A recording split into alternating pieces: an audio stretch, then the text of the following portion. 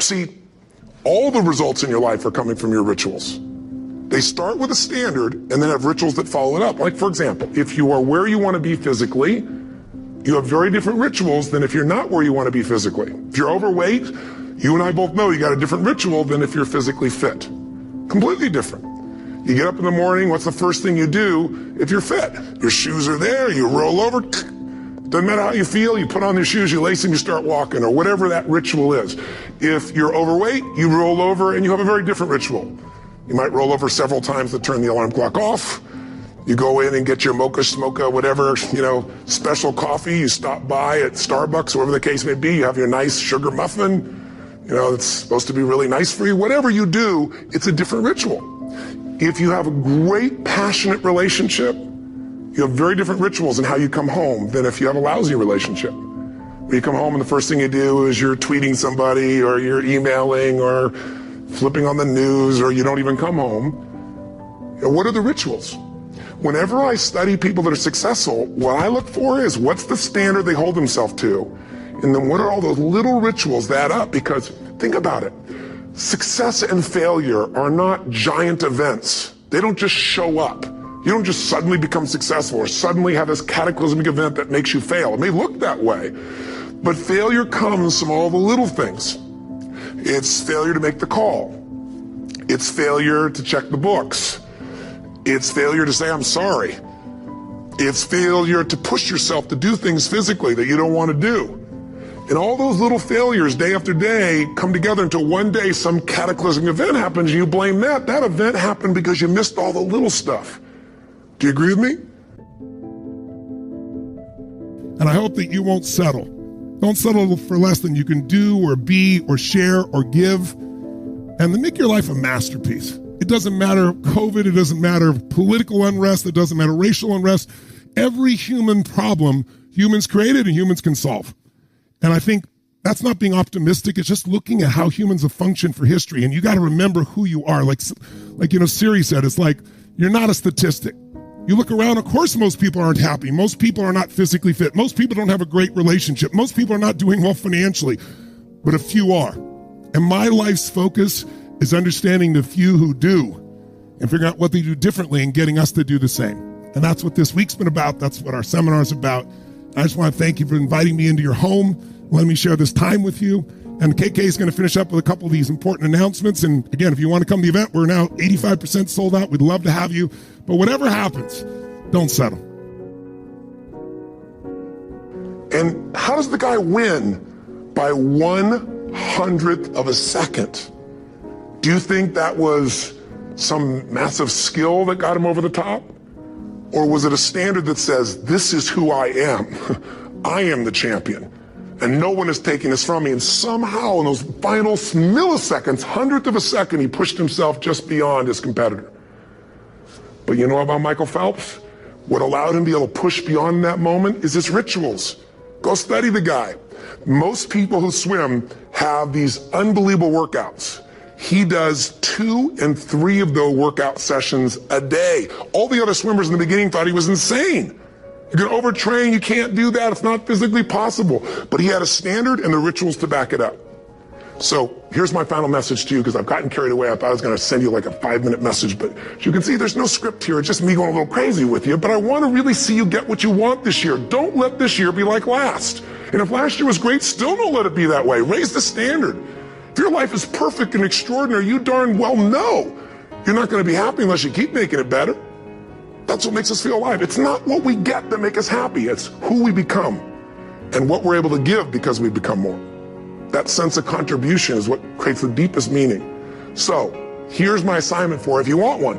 If you want to go from conversation to some action, here's a simple thing to do. What's an area of your life right now that you really want to improve? What's an area that's important to improve? If your body's great, how about your career? If career's great, how about your relationships? Intimate one especially, or your kids, or your relationship with your creator, your spiritual side of your life. Or is it your finances? Figure an area that really matters. Decide on that area. Number 1, write down what your life is like in that area right now as specifically as possible. So you might say, well, I'm 13.5 pounds overweight, whatever the weight is, whatever the situation is, or my body fat's like this, or I wake up exhausted in the morning, and you write the truth of where you are right now. So you're real clear.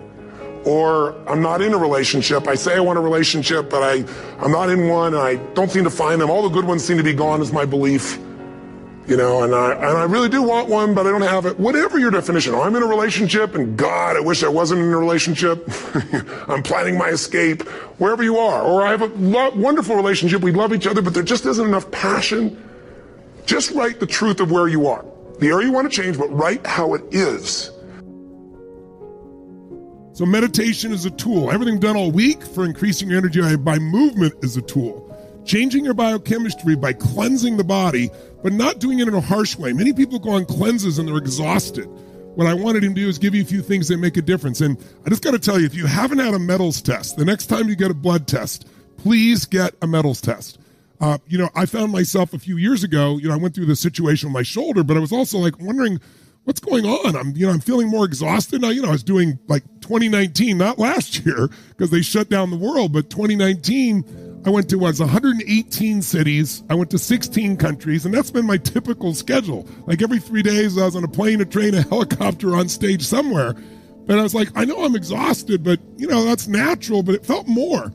And then I started not forgetting things. And I was wait, I'm way too young to be forgetting stuff. This is ridiculous. And everybody forgets things at times. But it was getting ridiculous, nothing I'd ever experienced on stage. And I went and got these blood tests, and I ended up having mercury poisoning at the highest level they'd measured. It goes from 0 to 5, I was at 123. So I tell you that because getting that out of my system was one of the most important things I could do. And it's taken me 2 years. I went from 123 down to 9. I'm still way more than I need to be, but the amount of progress we've made has been huge. And this specific smoothie that we're talking about has made more progress almost than anything I do. So I'm going to put it on the screen for you here. We made one real fast while he's talking, so you can take a picture if you want. Just so you can get started tomorrow if you want. Shows you all the ingredients. Just take a quick picture and that way you can get started on that. But lemon water with the celery juice we do every day. That's how Sage and I start our day. And then this is, for me, I do this a little later in the day for my detox.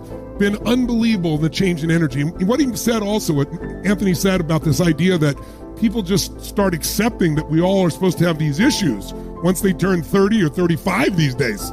People even at that age are starting to feel all these symptoms. It's a part of our lifestyle, and we've got to give that energy back. So this is our gift to you. Go do these 3 simple little things and do it for the next 21 days minimum. Who's up for that? 21-day challenge for you to make this happen? Say aye. Now, pretty basic idea, nothing earth-shattering, but I'm here to tell you that's your entire life comes down to this. The quality of your entire life comes down to the quality of how you communicate. With whom? No. With whom first do you think it determines how you... That's right. The quality of your life starts with the quality of how you communicate to yourself. That's where it all starts.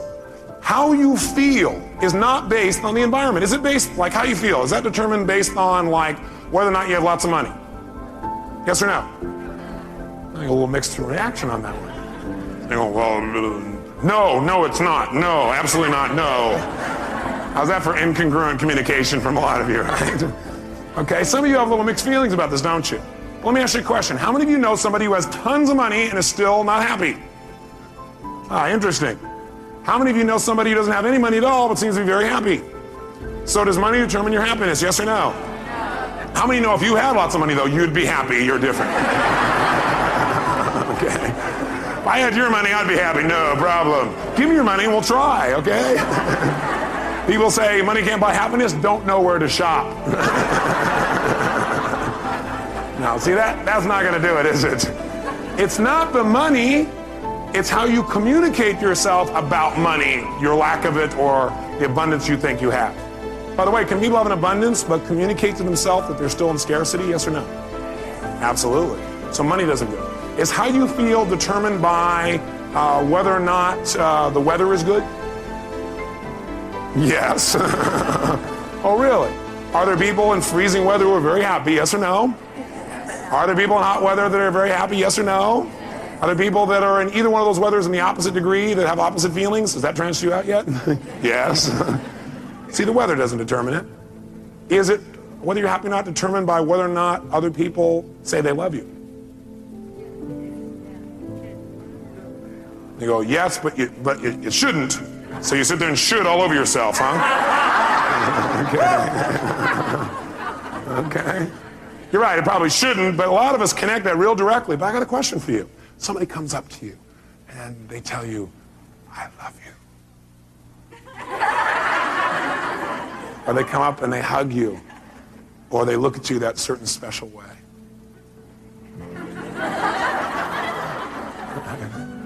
Or they kiss you passionately, and you have these feelings inside. You begin to come to attention, gentlemen.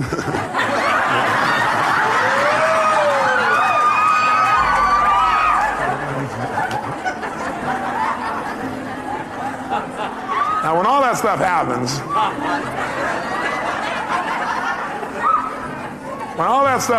my question for you is, wait, what made all that happen? Was it really the kiss that did it? Oh, yes, sure. No, I don't think so. If that's true, kissing your dog would get you excited. It wasn't a kiss. It was the meaning you associated to that particular moment when tissue touched tissue in that unique way. That's really it, isn't it? It isn't actually... Yes! It isn't actually the event itself, is it? It is rather what we communicated to ourselves about that event. Somebody hugs you and you feel good. Do they make you feel good? Yes or no? No, what makes you feel good is you've got a set of rules inside your head that say, if somebody touches me quite like this, they look like that, sound, smell, feel like this, then I get to say, ooh. Okay. And so you say, okay, it's time to feel good, and your brain goes, and you start feeling good, right? So the bottom line is we determine how we feel by the way we communicate to ourselves, by the meaning that we communicate about a situation. See, it's not the event that determines how we feel. It's the meaning that we associate to the event that determines how we feel. And that meaning is something we create and we communicate to ourselves. Everybody has a turn back moment. Everybody has a crossroad. You can either decide to continue or to quit, to go forward or to go back. I need you to evaluate yourself and ask yourself the question, how are you wired? When you have a trial or a tribulation, how are you wired? When you hear the word no, does it break you? I'm wired differently. I get excited about no. I love no. I love it. It turns me on. No, Eric, I'll be back. I'll be strong. I ain't used the clock in 20 years. My passion wakes me up. My drive wakes me up. My determination wakes me up. My ability to be, do, and have whatever I want, it wakes me up. What wakes you up? What drives you? Why are you playing this game? When you leave this room, you take care of doggone every single thing. I don't care where you come from. I don't care what your background is. Don't let nobody fool you. If you're willing to grind on Monday, if you're willing to grind on Tuesday, they can't stop you. I don't have to accept the life that was given to me. I can create my own reality. It's you, it's on you. You got to make that happen. Nobody's going to bring it to you on a silver platter and say, here's your dream manifested. No, it's hard. Yes, it's hard. It's difficult. Yes, right. And it's worth it.